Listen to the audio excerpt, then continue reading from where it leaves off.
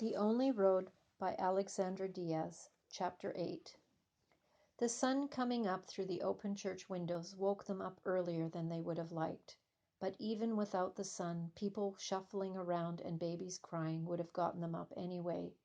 It took a few blinks for Jamie's eyes to focus, and a few more for his brain to register what the church looked like. To say it didn't compare to the church in Tapachula would be like saying a rock wasn't like a rainbow. The two had absolutely nothing in common. This one had a natural skylight where the roof had caved in, no paintings, and a crucifix that was little more than two branches tied together in a cross. Patches of the stone walls were missing. Dust, crumbs from the wall next to Jamie and Angela clung to the tattered blanket. Bits of cloth were sewed together to make a curtain in the middle of the room, separating them from the men. In the thick humidity, body odor mingled with dirty diapers, and whiffs from the polluted river occasionally joined forces. When Jamie grabbed his shoes, a black cockroach scurried from the laces to find a new hiding place. And then there were the people. About 50 women and children crammed into their half of the church, making it hot and stuffy despite the draft. On the other side of the curtain there were probably just as many men, or more. "Is everyone here going to El Norte?" Jamie asked Angela as he gave his shoes a good thump before putting them on. "Me imagino." Angela looked around at the women and children waking up. "Gangs like the Alphas are all over Central America." Jamie stopped to think about it. If there were about 100 people here in this one little church in one little town, how many other immigrants were there in other refugee centers throughout Mexico? There must be thousands, maybe even tens of thousands heading to El Norte every day. That couldn't be right. He must be adding it up wrong. Miguel had been the one good at math. On the other hand, Jamie's logic made perfect sense. Even if only half of them made it across the border, which we know is very hard, how can one country fit so many extra people? Angela licked her lips as if she didn't want to think about it. "That's why they're building a wall. I saw a picture of a fence going into the ocean. They said it's to keep their country safe, but really it's to keep us out." Jamie recalled a few photos that Thomas had sent of the ranch land where he worked. Pastures and mountains with no buildings as far as the eye could see. So different from home, where houses clustered together with banana trees growing between them like weeds. True, El Norte was huge, and there were some empty parts. But how long would the land stay empty, especially if there were thousands sneaking in each day? He knew they were unwanted, unwelcome. He could only hope there'd be some room left in the world for him and his family. He followed his cousin through the thick tropical growth to the river, where they kept watch for each other before returning to the church hall. "Mangoes or tamales?" Angela looked through their food bags. "Or there are still some tortillas and a tiny bit of cheese." If only Abuela had packed the breakfast she had made yesterday. They'd definitely enjoy it more today. Jamie's stomach groaned and ached as he remembered home. "Tortilla with mango, and we might as well finish the cheese too, I guess." A girl close to Angela's age, with a baby slung around her chest and a handmade bag hanging from her shoulder, looked up as she folded her tattered blanket. "The church provides us with food." She spoke with an accent that implied Spanish hadn't been her first language. She didn't look Mayan. Jamie wondered if she was Inca or Pipil Indian instead. Angela smiled and waved hello at the baby. "Thank you, but we're already grateful for the shelter. We shouldn't take when we already have." The baby reached out to Angela with thin arms, and the mother hesitated for a second before passing the baby over. "Save what you have and go to the table anyway. Tomorrow we could all be starving." Jamie and Angela looked at each other. The girl had a point. They only had food for another day or so, and then what? Even if they boarded the train today, it could easily be a week before they got to Thomas, or more. "Tenés nación," Angela colloquially agreed with the woman, as if she were talking to a girlfriend, not the formal way she had talked with the guard on the bus. "We'll eat what God provides." Jamie remembered Kiko's plump belly and chubby cheeks that broke into a smile when tickled. In comparison, this baby seemed frail and small. Angela rocked her for a few more seconds before handing her back. The girl pulled her baby close. They both giggled as the girl burrowed her face into the tiny tummy. She adjusted the infant into some rags that worked as a carrier against her chest. Better take your food with you and your other belongings. Things grow legs when you're not watching. Gracias. Jamie hugged the backpack to his chest. If anything happened to his sketchbook. The girl turned in a circle to give her sleeping spot one last check. The blanket she had used lay perfectly folded in a corner. Are you leaving now? Angela frowned. Her father, the young woman looked down at her baby with a sad smile, tried to take her away from me. I can't let him find us. It was then that Jamie noticed the bruises on the girl's arm, the cut almost hidden under her hair, her feet wrapped in scraps of cloth instead of shoes. Although she looked nothing like them, it wasn't too hard imagining her as Angela. If only they could help her. From their plastic food bag, Angela took out one of Abuela's tamales wrapped in banana leaves and a mango that had grown behind Jamie's house and handed them to the young woman with the baby. For tomorrow. The cousins folded up the bed blankets and returned them to the Vegeta, who placed them on a stack before they were allowed outside. A grumpy woman with dark, thick braids served breakfast on a long table under some trees near the river. Her gruff glare deterred anyone from asking for second helpings. Not that anyone would. Breakfast consisted of lumpy cornmeal cereal and soupy pinto beans, both of which tasted like nothing. I miss Abuela's cooking, Jamie said under his breath, though the snicker of agreement from Angela meant she heard and agreed. If they were home, they'd have fried plantains, sweet bread, and sausages.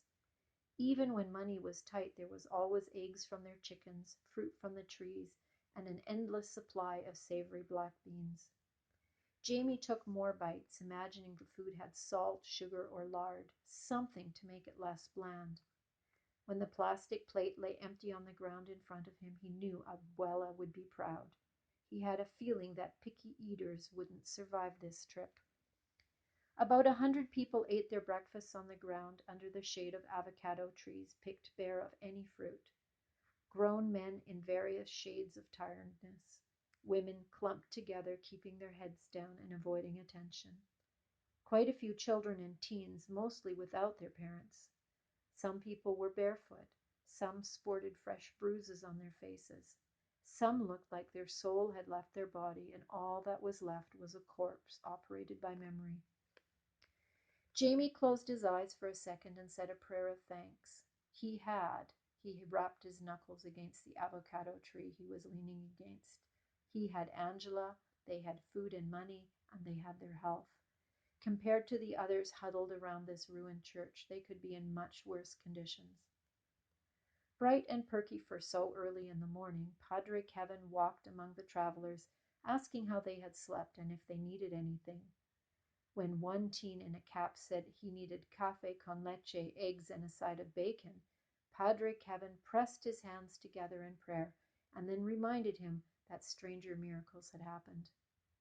The Padre came up to Jamie and Angela with a huge smile. He must have gotten less sleep than they had, but there he was, fully alert, freshly shaved, and in hot pink shorts and a t-shirt with a picture of Jesus and the English word, "Who's your daddy?" "Ah, if it isn't my midnight chapines," he said, using the colloquial word for Guatemalans, and welcomed them each with the traditional greeting cheek kiss. "How did you sleep in my luxurious house of God?" He raised his arms with pride to embrace his rundown church. "Very well, thank you," Angela said as she set down her finished plate. "We appreciate you letting us stay here." Padre Kevin looked up at the hazy, grayish blue sky with a sense of tranquility, as if Angela was thanking the wrong person. "Of course. And how long do we have the pleasure of your company? You can stay as long as you like." Jamie and Angela exchanged looks. That part of the plan was still vague. Last night Padre Kevin had said there was always room, but maybe he wasn't good at math and didn't realize how full the church already was. We need to get in contact with a man called El Gordo, Angela said. Do you know where we can find him? Padres Kevin's perky grin changed to a frown as his eyes shifted among the crowd. You won't find him, he'll find you. He knows we're here? Jamie asked. The feeling of being watched made him shiver. He glanced at the bushes behind him just to be sure. He'll be around the day before the train comes in. Padre Kevin seemed suddenly tired. Have you already paid him? Angela nodded. Our parents have. Jamie slipped his thumbs into his jeans waistband without realizing what he was doing. And when he did, guilt overtook him. The money, the sacrifice his and Angela's parents must have gone through to get everything ready in a few days, just for their safety. They gave us everything they had and more. Jamie sent another prayer to his family, sending his love and thanks. He just hoped their sacrifice was worth it. He hoped he didn't end up like Miguel. Well, that's that. Padre Kevin looked like he wanted to say more about El Gordo, but instead turned to greet the next group of people. Wait! Angela got to her feet. When is the next train? When will El Gordo come? Padre Kevin's face twitched as if his brain were fighting for control against his mouth. Next train's in 2 days, so he'll be here tomorrow afternoon. Make sure you are too, or you'll lose your money. When he welcomed the people sitting next to him, his previous perkiness was missing from his tone. What should we do today? Jamie asked as he and Angela walked back to the table to return their plastic-colored plates. Angela looked around as if she too wondered whether they were being watched from the dense bushes. I don't know. We don't know how safe it is here. Remember the graffiti? But I don't like staying still either. Good. He didn't want to wander around the town. After all, Miguel had been killed in broad daylight in the village they'd lived in their whole life.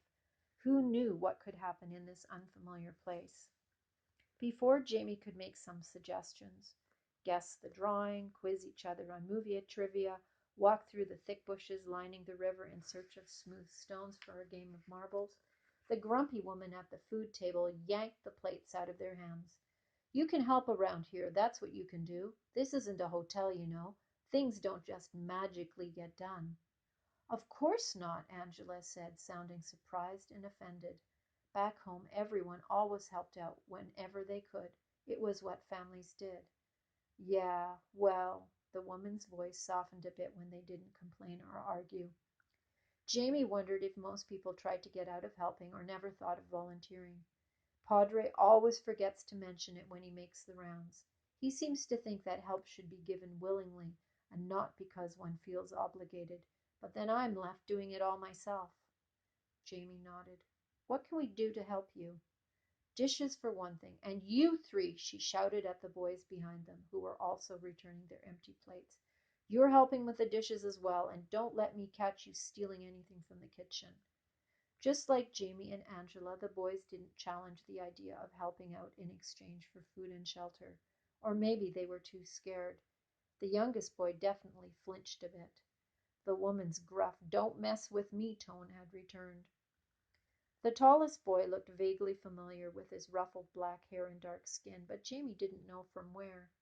The boy picked up a stack of dirty plastic dishes from the ground next to the table and carried them into a separate, decaying wooden building that operated as a kitchen. They all followed him without another word. The kitchen held 2 large steel wash basins with tubs underneath the drains, a stove with 6 burners but no refrigerator. Bags of rice, beans, and ground corn sat under rickety shelves that held plates and pans. In a corner, a swarm of flies buzzed around a huge banana bunch, and Jamie got the feeling he was looking at the lunch menu. Once in the kitchen and away from the grumpy woman, Angela and Jamie set their bags in a corner. The older boy placed the dishes in a wash basin and turned to Angela. Hola, Veracruz, he said. Angela looked surprised. It took Jamie a second to understand what the boy was talking about, and suddenly it hit him. He had been on the bus with him yesterday, sitting up front and playing with his phone. Unlike the guard, it seemed, he wasn't fooled into thinking they had come from the southern Mexican state. Hola, Tapachula, Angela replied. She didn't seem to believe he was from where he had claimed either. With the few words the boy had spoken, Jamie couldn't figure out where he came from, but was willing to bet it wasn't anywhere in Mexico. A Caxman, he corrected with a wink of his green eyes, which stood out against his dark features. Of course, Jamie had forgotten that this boy had been the first one the guard had interrogated, the one who had had the easiest time convincing the guard he was local. Looking at him, Jamie understood why. The boy was wearing a white-collared uniform shirt from a school in Tapachula, the school's emblem bright over the left breast with a name encircling it. Good disguise. Jamie wondered how much he had paid for that shirt. The teen smiled perfectly white and even teeth as he continued. Have you been to Veracruz? I hear it's beautiful. Jamie raised his eyebrows. The guy was repeating what Angela had told the guard. What else did this guy know about them? Should they be worried? Angela stood her ground, although her cheeks flushed. Well, I feel sorry for anyone who comes from a Caxman. The guy grinned as if he and Angela had been communicating in a secret language only the two of them understood. Xavi, Angela, and they kissed on the right cheek in greeting. The second boy, small and scrawny but with a few dark wispy chin hairs, adjusted his ball cap before kissing her too. I'm Rafa. The third boy was Jamie's age, maybe a bit younger. His shirt hung like a tarp to mid-length and his hair looked like he cut it himself. This boy kept his distance. Jamie would have done the same. While it was fine to accept greeting or farewell kisses, often forced upon by his mamma's friends, it was weird to think of kissing girls his age. The youngest boy shuffled his feet but barely raised his eyes to say his name. Joaquin. Jamie introduced himself and the five set to work. Washing dishes for 100 people was no easy task. Washing dishes for 100 people with no running water and clogged plumbing, eternal. Water was hauled up from the river, sterilized with lime juice, which first had to be squeezed, and dumped back outside once it got too dirty. Jamie and Joaquin were in charge of drying and putting away the dishes. Jamie had offered to wash the dishes, but Angela volunteered instead, saying she could do them faster, which was true. The other two were on water hauling duty. Between buckets they started to get to know each other. The other three boys had just met that morning at breakfast.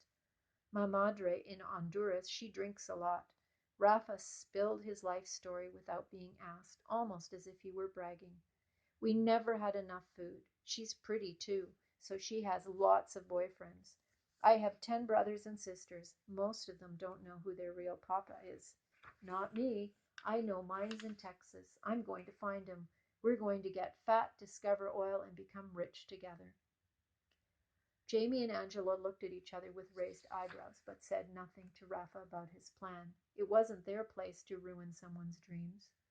What about you, Xavi? Angela asked when he came back in with a bucket of water. Are you getting fat and rich too? Xavi laughed. I don't need to be fat and rich to be happy. Just... He averted his eyes as if the idea of what he needed to be happy was painful. He took a deep breath before continuing. I just want the freedom to make my own choices and be in control of my future. I didn't have that in El Salvador. Us too, Angela said, and Jamie agreed. Had they joined the Alphas back home, their lives would never again be their own. There would have been no future to call their own. Like Xavi, they kept their story vague, no mentioning Miguel. It felt safer to keep personal details minimal, at least the details that could come back and hurt them. Joaquin said nothing except that he came from Honduras too. They were almost done when Xavi hauled out the dirty water, his arm muscles cut against his dark skin, and Angela pulled Jamie close.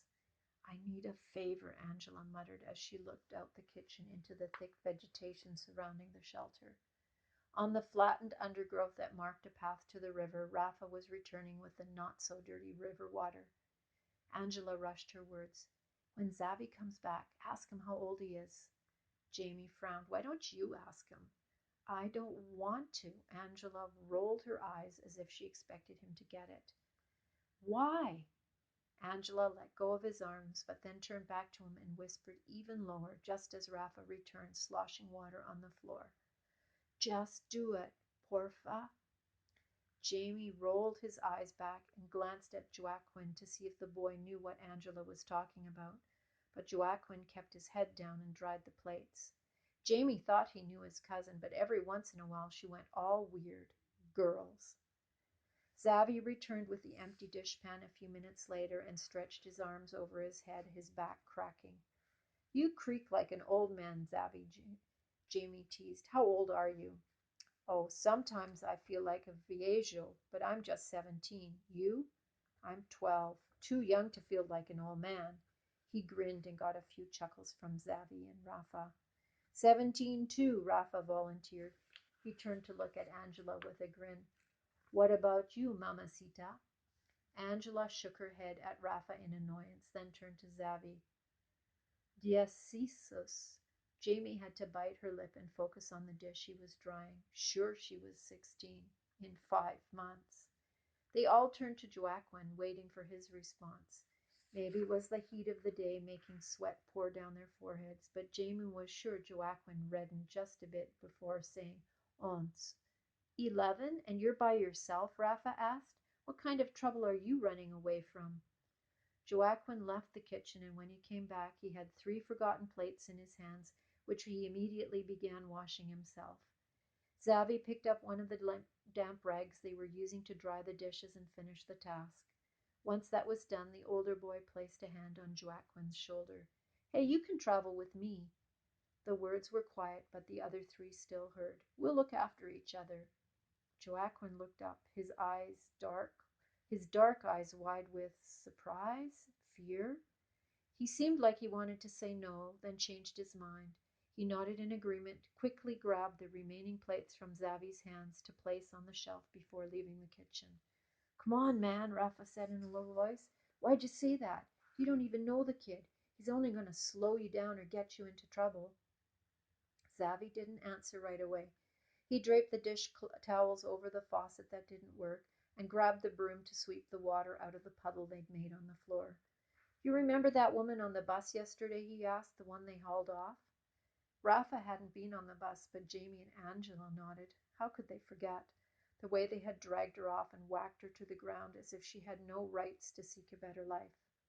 I recognized her, Xavi said, his arms leaning over the broom handle. She was from the next village over. I lived with my grandmother, who is la curandera. The bus woman came over one night with a horrible black eye and fat lip. But more than something for her injuries, she asked my grandmother how to break the evil curse that had caused her husband to beat her so much. It was my grandmother who said the curse was strong and the best way to break it would be for the woman to leave her husband. I didn't recognize her until she got dragged off that bus. I don't know if it was good or not that she didn't recognize me.